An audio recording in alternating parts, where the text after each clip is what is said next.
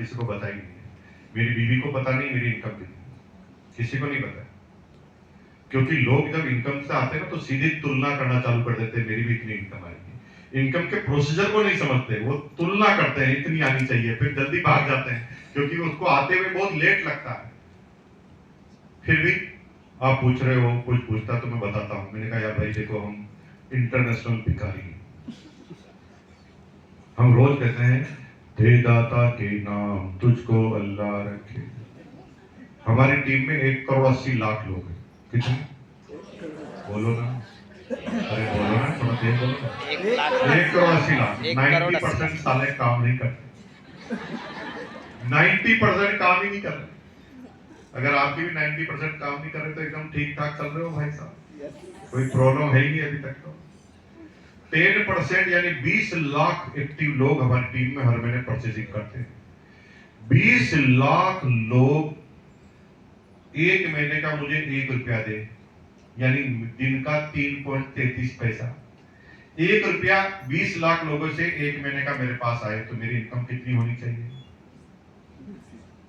बोलो ना भाई, मेरे कमजोर है? 20 लाख आदमी है, सबसे मैं 1-1 रुपया लेता हूं तो मेरे पास कितने आने चाहिए? 20 लाख। इससे ज्यादा मैं बताना भी नहीं चाहता, दिमाग दिल फट जाएगा, हजम ही नहीं होगा। आप तो भिखारी समझो, भिखारी। दे दाता के नाम तुझको अल्लाह रखे, तो भी 20 लाख। आ रही क्या बात समझ में? तो अब आपका ईगो भी हर्ट नहीं हुआ, हमने भिखारी कह दिया आपने। अरे सिंपल सी गणित समझो ना भाई।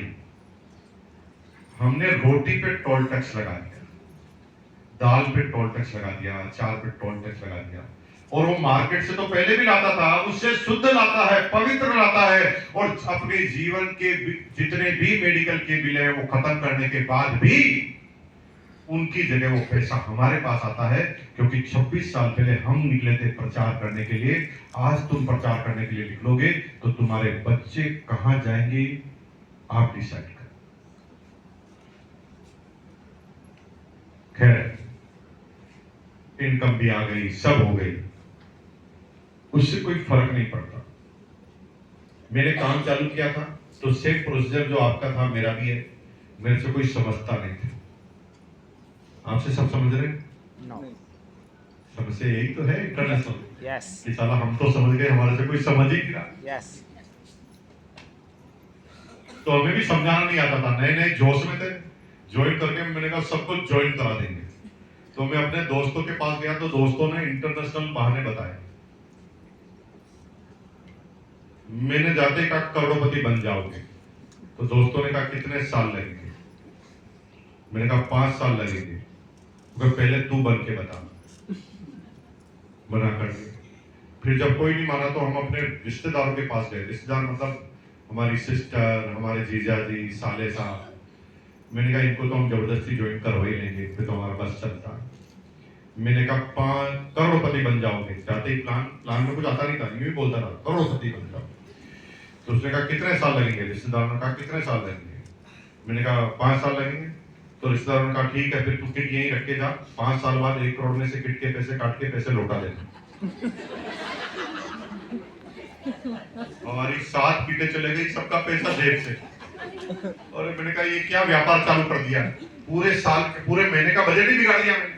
बीवी अलग से गालियां दे कि तुम फ्री में सबको कपड़े बांट के आ गए। तो एक दिन हमारी अपलाइन के पास हम लड़ने के लिए पहुंचे। मैंने कहा सर ये क्या व्यापार बता दिया, हम तो भोले आदमी, आपने मूर्ख बना दिया।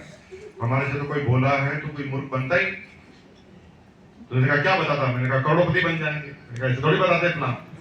तो मेरे बॉस ने मुझे पहली बार प्लान बताया, और जब मुझे प्लान समझ में आया तो भाई साहब अगले महीने मेरे 100 ज्वाइनिंग, 100, और एक का भी पैसा नहीं दिया। ये क्या बताना था कि 100 ज्वाइनिंग हो गई, ये आज मैं बताने वाला था। लेकिन अंबालाल जी बार बार मुझे ऐसा कर रहे हैं कि सर हॉल का टाइम खत्म हो रहा है, ये बातें तो चलती रहेगी, 1-2 साल बाद जब आएंगे तब बता देना। इतनी जल्दी क्या है, हमारे सोलापुर के लोग तो पेशेंस वाले हैं, धीरे धीरे समझ जाएंगे। नहीं सर अभी टाइम है, नहीं सर अभी टाइम है, बता दो। बताना है क्या? Yes yes. कितने लोग जानना चाहते हैं, क्या बता? एक बार बोलो यस यस। ये थोड़ा बोर्ड को बीच में ला सकते हैं? यस।